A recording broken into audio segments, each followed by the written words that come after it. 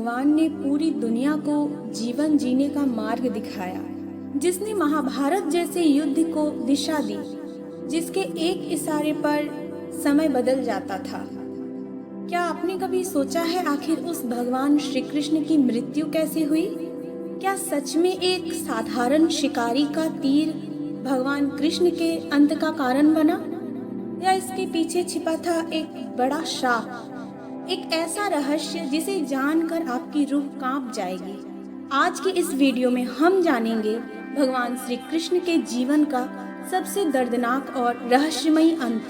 तो वीडियो को अंत तक जरूर देखिए, क्योंकि आज की कहानी आपके मन के अंदर को झकझोर देगी। नमस्कार, आप देख रहे हैं सनातन शांति वाणी। महाभारत का युद्ध समाप्त हो चुका था, कौरवों का अंत हो चुका था, पांडवों ने हस्तिनापुर का राज संभाल ही लिया था।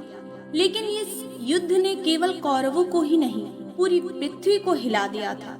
चारों ओर केवल मृत्यु, दुख और शोक था। भगवान श्री कृष्ण जानते थे कि कलयुग धीरे धीरे पृथ्वी पर प्रवेश कर रहा है। धर्म कमजोर होने वाला है और अधर्म बढ़ने वाला है।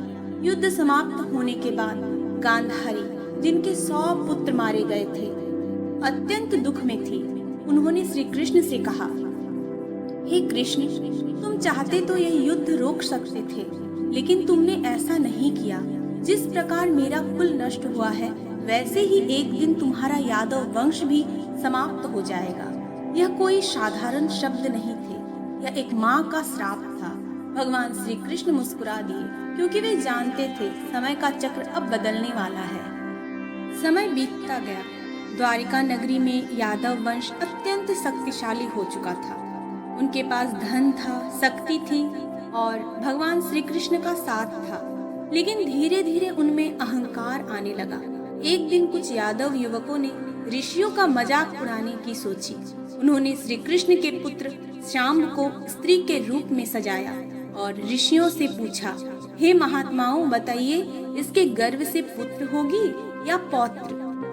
ऋषियों ने तुरंत समझ लिया कि उनका अपमान किया जा रहा है। क्रोधित होकर उन्होंने श्राप दिया, इसके गर्भ से एक लोहे का मूसल जन्म लेगा और वही तुम्हारे पूरे यादव वंश का विनाश करेगा। कुछ समय बाद सच में सांप के पेट से लोहे का मूसल निकला। यादव डर गए। उन्होंने उस मूसल को पीसकर समुद्र में फेंक दिया। लेकिन नियति अपना काम शुरू कर चुकी थी। उस लोहे का छोटा सा टुकड़ा बच गया और वही आगे चलकर भगवान श्री कृष्ण की मृत्यु का कारण बना। समय के साथ यादव वंश में लड़ाई झगड़े बढ़ने लगे। एक दिन सभी यादव समुद्र किनारे उत्सव मना रहे थे। उन्होंने मदिरा पी रखी थी। धीरे धीरे विवाद शुरू हुआ और विवाद युद्ध में बदल गया। जिस घास को उन्होंने हाथ में उठाया, वो लोहे जैसी कठोर बन गई। सब एक दूसरे को मारने लगे। भाई ने भाई को मारा, मित्र ने मित्र को मारा। कुछ ही समय में पूरा यादव वंश समाप्त हो गया। भगवान श्री कृष्ण दूर खड़े सब देख रहे थे, क्योंकि यह वही श्राप था जिसे अब पूरा होना था। जब सब कुछ समाप्त हो गया, तब भगवान श्री कृष्ण अपने बड़े भाई बलराम जी के पास पहुँचे। बलराम जी शांत बैठकर ध्यान कर रहे थे।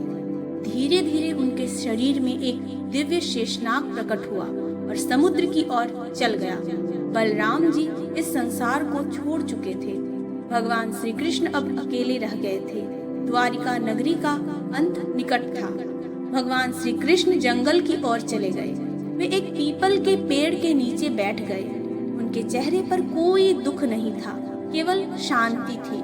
वे जानते थे अब पृथ्वी का उनका कार्य समाप्त हो चुका था। ठीक उसी समय एक शिकारी, जिनका नाम जरा था, वह जंगल में दूर शिकार ढूंढ रहा था। दूर से उसे श्री कृष्ण का पैर हिरण की आंख जैसा दिखाई दिया। उसने तुरंत तीर चला दिया। तीर जाकर भगवान श्री कृष्ण के पैर में लगा। जैसे ही जरा पास पहुंचा, वह कांप उठा।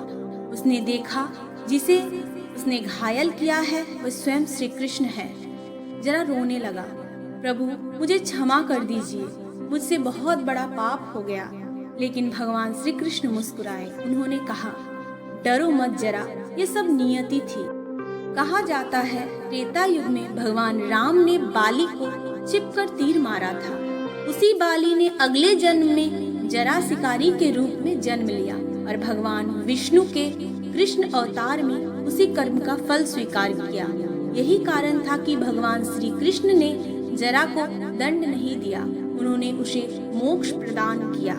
तीर लगने के बाद भगवान श्री कृष्ण ध्यान में बैठ गए। धीरे धीरे उनका दिव्य प्रकाश पूरे जंगल में फैलने लगा। देवतागण आकाश से पुष्प वर्षा करने लगे, धरती कांप उठी और उसी क्षण भगवान श्री कृष्ण अपने धाम लौट गए। उनके पृथ्वी छोड़ते ही कलयुग का आरंभ हो गया। भगवान श्री कृष्ण के जाने के बाद समुद्र तूफान पर आ गया। धीरे धीरे पूरी द्वारिका नगरी समुद्र में डूब गई। आज भी कहा जाता है कि द्वारिका में अवशेष समुद्र के नीचे मौजूद है। वैज्ञानिकों को समुद्र के अंदर प्राचीन नगर के चिन्ह मिले हैं, जो इस रहस्य को और भी गहरा बना देता है। भगवान श्री कृष्ण की मृत्यु हमें यह सिखाती है कि इस संसार में जो जन्म लेता है उसे एक दिन जाना ही पड़ता है, लेकिन भगवान कभी समाप्त नहीं होते। वो आज भी हमारे दिलों में, गीता के शब्दों में और धर्म के मार्ग में जीवित है। तो श्रोताओं, यदि भगवान श्री कृष्ण के अंतिम समय की रहस्यमयी और भावुक कथा। अगर इस कहानी ने आपके मन को छुआ हो तो वीडियो को लाइक जरूर करें और कमेंट में लिखें जय श्री कृष्ण। ऐसे ही सनातन धर्म से जुड़ी रहस्यमयी और अद्भुत कथाओं के लिए हमारे चैनल सनातन शांति वाणी को अभी सब्सक्राइब करें। मिलते हैं अगली वीडियो में। हर हर महादेव, राधे राधे।